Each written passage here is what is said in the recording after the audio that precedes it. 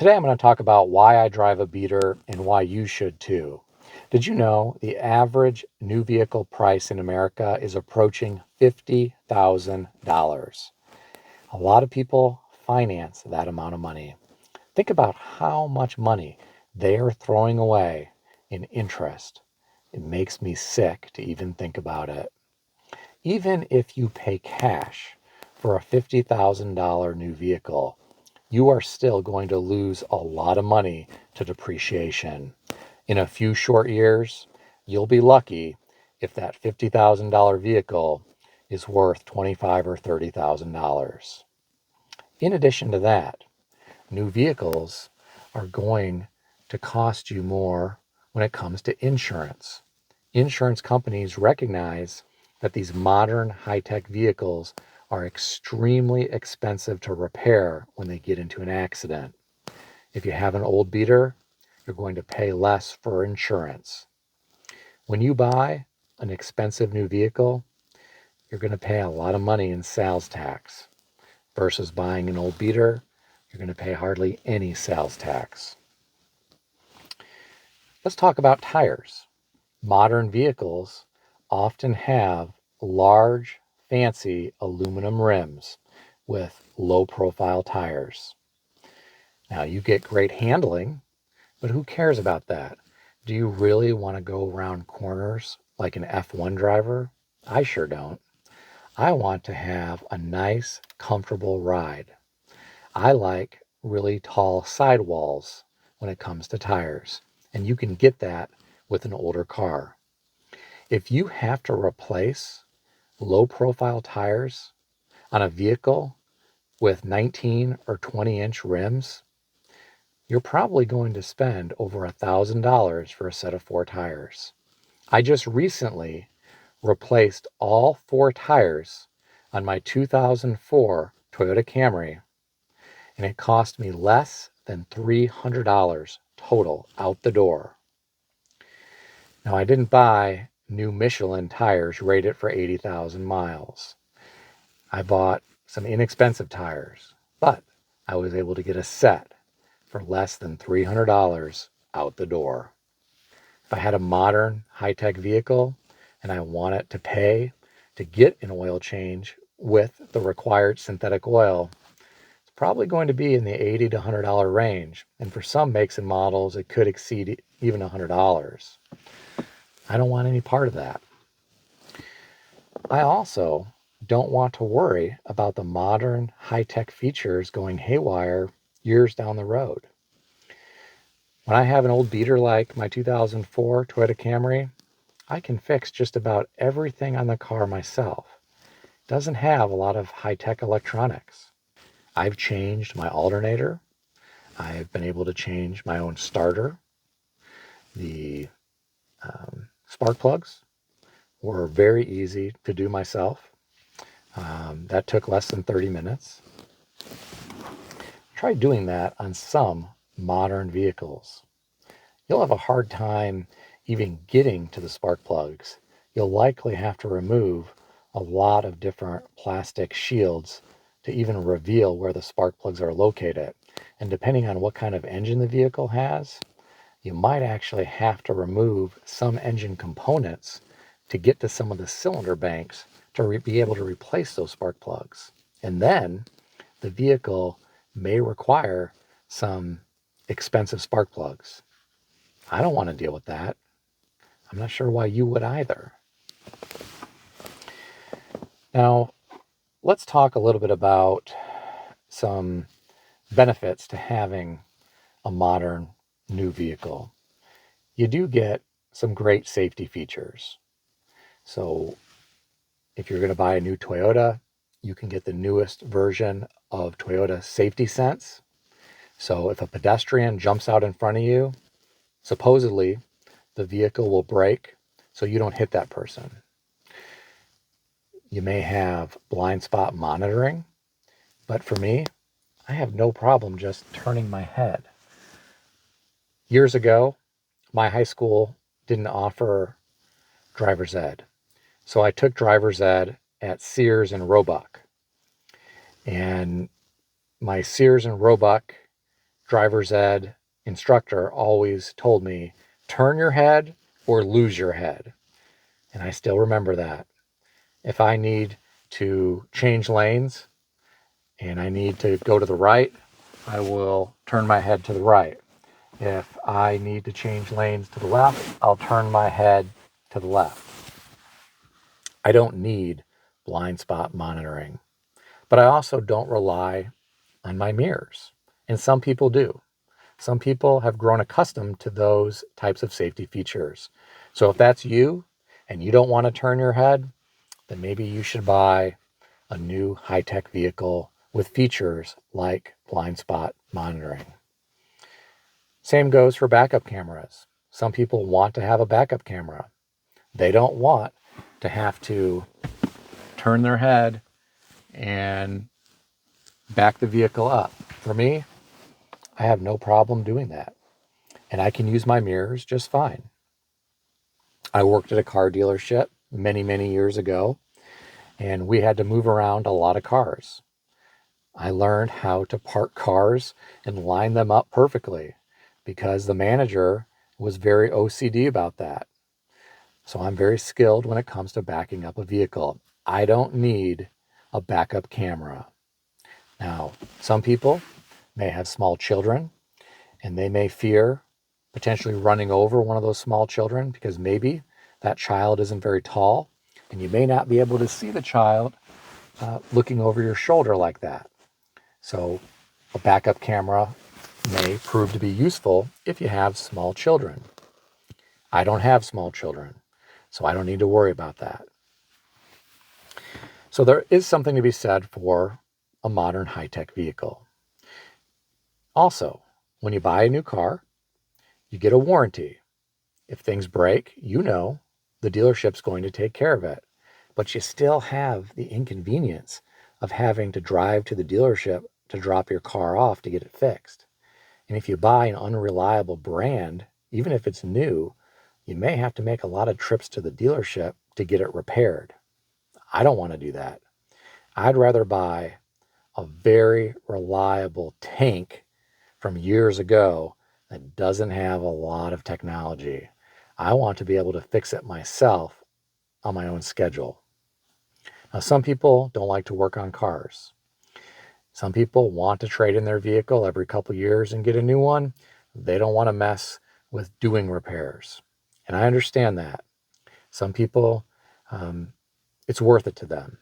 For me, I would prefer to have my money working while I sleep. I like to watch my net worth grow year after year after year. I don't want to throw money away on a new vehicle. I'd much rather have to fix it occasionally myself to save money. Now, modern vehicles often offer other features that appeal to some consumers. So some folks want to have Bluetooth capability. My old 2004 Toyota Camry that I'm sitting in today, it doesn't have Bluetooth.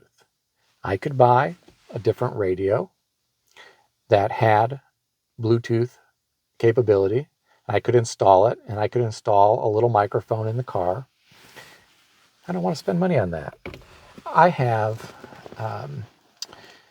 these Sony LinkBud S earbuds, and I can put one in my ear while I'm driving. I don't need both. I can still hear traffic out of the other ear, and I have one here, and I can talk hands-free just fine, and people can hear me great. I had the Apple version of these, and it was the Pro version. I didn't like them. I didn't like how they fit my ear. I bought these. If you're looking for earbuds, the Sony LinkBud S, they're great, and I would highly recommend them. So I don't need Bluetooth in the car. I have these, and these come in handy when I'm doing things around the house. If I'm working on my car, I can talk to somebody on the phone while I have these in my ears. So I don't need Bluetooth in the vehicle. Some people do. They would never think of buying something like this. And that's okay. To each their own. I just like driving an old beater. I can park it anywhere. I don't have to worry about door dings. I don't have to worry about a shopping cart hitting it. No big deal. A few more dents and scratches isn't going to ruin my day. If I had a brand new Mercedes S-Class that I spent over $100,000 to purchase and I got a door ding, I'd have a bad day. I don't have to worry about that. I also don't worry about interior damage. I can haul anything I want in the back seat. If it causes a little bit of damage to the seat or to one of the door panels, no big deal. Again, if I had a very expensive luxury vehicle and the leather got scratched, or maybe the perforated leather got torn between two of the little holes, I'd have a bad day. Go to a new car franchise dealership and price out what it costs to replace the seat bottom leather cover for some of these new vehicles. It's very expensive. And then you have to pay for labor to have it installed. And on some of these modern vehicles, taking that seat out to disassemble it, to be able to put that leather cover back on, involves a lot of hours. I don't want to mess with that. I'd rather have a beater. Something happens to my seat, doesn't ruin my day. No big deal. In my opinion, there's something to be said for driving an old beater. Now, if you have a family with a lot of children and you buy an old beater that isn't reliable, well, it could leave you stranded.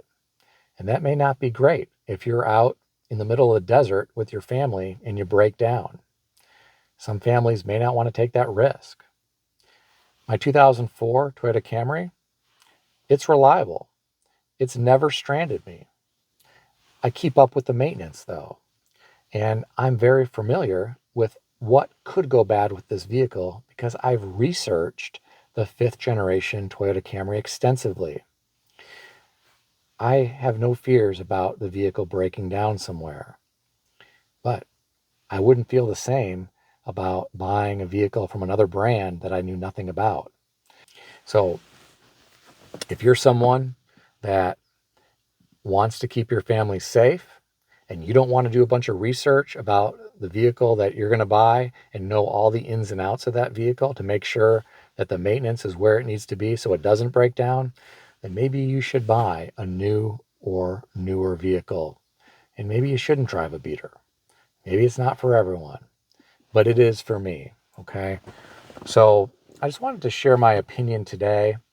And I hope it was helpful. I hope that it gives you something to think about if you're faced with the decision of replacing your current car. Some people are tempted to go out and get the shiny new car because people like the new car smell. They like to look cool. They want to drive a new car into work and show it off to their colleagues. They want to be able to show it off to their family members. They want all of the modern high-tech features. And I get that. But that new car smell fades. And eventually, that modern high-tech vehicle is going to need to be maintained after the warranty period expires. And I think some people will live to regret their expensive purchase. Not only that, people that don't have the money to buy an expensive new vehicle and have to finance it will get really tired of that big payment over time. There's a lot of people in our society that have car payments that are close to $1,000 a month. I'm sure glad I don't have that. I would never want that.